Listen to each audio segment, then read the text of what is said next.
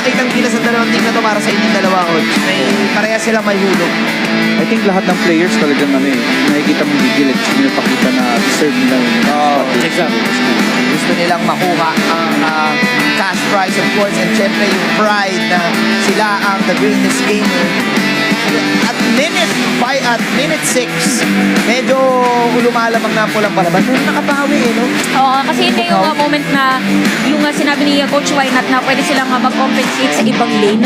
Kaya nakita natin na si Genzi, yung biglang nag-step up dun sa laban, ayan na, sakto. Saka syempre, kudos din kay Batosay. Si Batosay, ang unang samurai. Ang unang samurai, totoo.